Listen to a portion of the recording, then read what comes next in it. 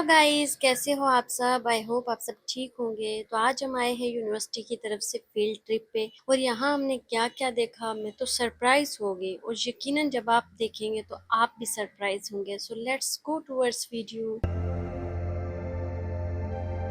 यहाँ पे देखो, ये इतना बड़ा कुआं खोदा हुआ है। अब आप नीचे से मैं आपको दिखाती हूँ ये कितना नीचे, और नीचे जाके इसके अंदर पानी भी, और बहुत सारे कबूतरों ने यहाँ घर भी बनाया हुआ है। और ये इतना बड़ा है और ये कह रहे हैं कि यहाँ पे ये भर जाता है और फिर यहाँ से इसको ले जाकर वहाँ पे तालाब बनाया हुआ है और उसके अंदर रखा जाता है और वहाँ से आगे सप्लाई किया जाता है खेतों में और जानवरों वगैरह के लिए। कि यहाँ इतना बड़ा तालाब बनाया हुआ है, उस तालाब के अंदर ये डायरेक्टली पानी को यहाँ पे लाते हैं और फिर यहाँ से आगे खेतों में जाता है या जानवरों के इस्तेमाल में आता है। अच्छा गाइज, यहाँ पे मैं आपको मुख्तलिफ पेड़ जो है वो विजिट करवाती हूँ। यहाँ पे बहुत ज़्यादा पेड़ हैं और उनके ऊपर फ्रूट भी लगे हुए हैं, तो मैं आपको दिखाती हूँ। ये देखो, ये वाला जामुन का पेड़ है और देखो इसके ऊपर जामुन भी लगे हुए हैं। अभी आप देखो, ये पूरा जितना भी बड़ा पेड़ है ना, ये जामुन का है। उसके आगे अगर हम चलें तो ये है इमली का पेड़, इसके ऊपर इमली लगती है। ये जो दरख्त नजर आ रहा है इसके ऊपर ये फ्रूट लगे हुए हैं, इसका नाम है बेलपत्र और ये बहुत नायाब है। मतलब ये किसी किसी जगह पाया जाता है और बहुत कम मिलता है। और देखो, बिल्कुल पत्थर की तरह के इसके फ्रूट हैं, इसको बेल पत्थर कहते हैं और मुख्तलिफ बीमारियों के लिए भी ये इस्तेमाल होता है। ये देखो यहाँ पे, ये तो मैं आपको दिखाऊं करीब से, देखो कितना सुंदर है। अब मैं आपको यहाँ से चल के बताती हूँ चीकू का पेड़। अब ये वाले चीकू, ये जितने भी दरख्त है ना, ये सिर्फ सिंध के अंदर हैं। सिंध के अलावा ये नहीं है, मतलब डेजर्ट वाले एरियाज में होते हैं ये चीकू, जैसे गर्म इलाकों में होता है, सर्द इलाकों में नहीं। और ये देखो, ये है चीकू और देखो कितने खूबसूरत हैं ये चीकू के पेड़, और इतने सारे चीकू के लगे हुए। इस साइड पे जितने भी पेड़ नजर आ रहे हैं ना, ये सारे चीकू के पेड़ हैं। बेल पत्थर, पत्थर, बेल पत्थर। इसको लें और इसमें ये व्हाट यू डू कि बीज फेंक दीजिएगा, बीज भी खा सकते हैं लेकिन बीज फेंक दीजिएगा। ये जो फ्रूट है इससे मुरब्बा बनता है। ये मैं आपको थोड़ा सा तोड़ के दिखाती हूँ। ये देखो, इससे बनता है मुरब्बा और ये लाहौर में जाता है। और पपीते उस साइड पे हैं, वहां पे चल के थोड़े से पपीते देखते हैं। ये है हमारे पपीते के पौधे और इसके ऊपर ये देखो, ये पपीते लगे हुए हैं। और यहाँ पे देखें आप, ये पूरा जितना भी खेत है ये इन पपीते के पौधों से भरा हुआ है और इतने सारे इस पे लगे हुए हैं। आरिफ, हबीब और डेडी, सो ये लोग जो है ना, ये बगैर देखे बड़ी बड़ी इतने पैसे हैं कि वो बड़ी बड़ी ह्यूज प्रोजेक्ट्स वो खड़े कर सकते हैं। हर इस प्रोजेक्ट को EIA पास करना जरूरी है। सो अब आपके ख्याल में क्या होगा या क्या हो रहा होगा? ऑलरेडी कमर्शियल हो चुके हैं जो रेजिडेंशियल है, इसकी अमाउंट अच्छी खासी है। और इसका मतलब ये है कि पूरे सिंध के अंदर इन्वायरमेंटल लॉ इन्फोर्स नहीं हो रहा, क्योंकि हर शख्स जो है वो पैसे दे देता है, स्पेशली सबसे बड़े वाले यानी कि डेवलपर्स सबसे बड़े, और सेकेंडली इंडस्ट्रियलिस्ट। उससे पहले ये इलाका चरागाहें थी, इंडिजिनियस लोग थे, उनकी माल मवेशियां, ऊंट, और वो यहाँ सारा वो सिस्टम था, वो चराते थे। नदियां, पहाड़, कीर्तन नेशनल पार्क भी आपके सामने है। और इसी नेशनल कीर्तन नेशनल पार्क की वजह से ही ये ज़मीनें सारी आबाद हुआ करती थी। सारा साल नदियों में पानी होता था और वो पानी इस्तेमाल करके पहले तो किसी इंजन की ज़रूरत महसूस नहीं होती थी। नदियों का पानी में रेती इतना होता था कि पानी ऊपर ही आपको मिल जाता था, जिससे आप यहाँ के लोग ज़राअत करते थे। इसमें जो भी फल निकलता है तो हम ये फल बेचते हैं सब्जी मंडी में। सब्जी मंडी में जो बेचते हैं तो सब्जी मंडी में भी हमें वो रेट नहीं देते हैं जो बाहर आप खरीदते हो।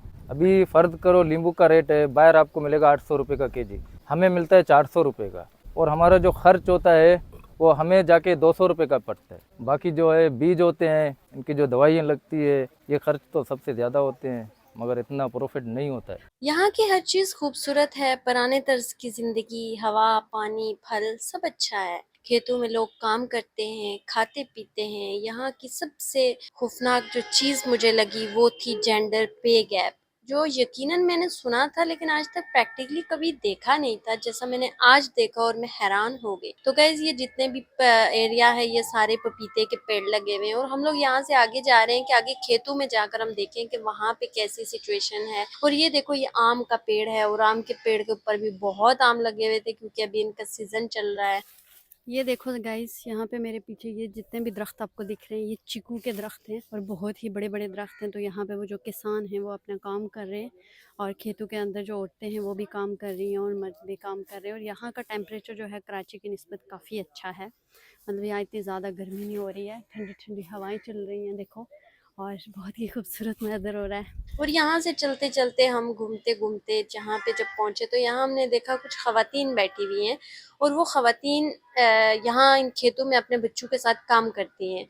और ये हिंदू कम्युनिटी की ख़वातीन जो पूरा पूरा दिन इन खेतों में अपने बच्चों के साथ काम करती है और उनको जो डेली वेजेस मिलती हैं, जो दिहाड़ी मिलती है, वो है 400 रुपये। और 400 रुपये यकीनन सुनकर आप हैरान हो जाएंगे क्योंकि 400 रुपये में आज एक दिन का बंदा खाना नहीं खा सकता है। और जो इनके साथ मर्द हजरात काम करते हैं उन्हें 1000 रुपये दिहाड़ी मिलती है। आप देख सकते हो कि खवातीन अपने बच्चों के साथ पूरा दिन यहाँ पे काम करती हैं। अपने बच्चों को स्कूल नहीं भेजते ये लोग, अपनी बच्चियों को स्पेशली अपने साथ बचपन से यहाँ पर ले आते हैं और 4 साल की उम्र से इनसे काम करवाना शुरू कर देते हैं और उसके बाद सारी जिंदगी ये बच्चे भी इन खेतों में काम करते रहते हैं। और इनका कोई एजुकेशन नहीं है, कोई फ्यूचर नहीं है, कुछ भी नहीं है। और सबसे खौफनाक चीज कि ये औरतें, चाहे वो उनके साथ मर्द उनके हों या ना हो, ये 400 रुपये में अपने घर का गुजारा करते हैं। और इतना बड़ा जेंडर पे गैप यहाँ पे मौजूद है हमारे इर्द गिर्द, सिंध के अंदर या पूरे पाकिस्तान। इनफैक्ट ये तो अभी पूरी दुनिया का इंटरनेशनल इशू बन चुका है कि जेंडर पे गैप जो है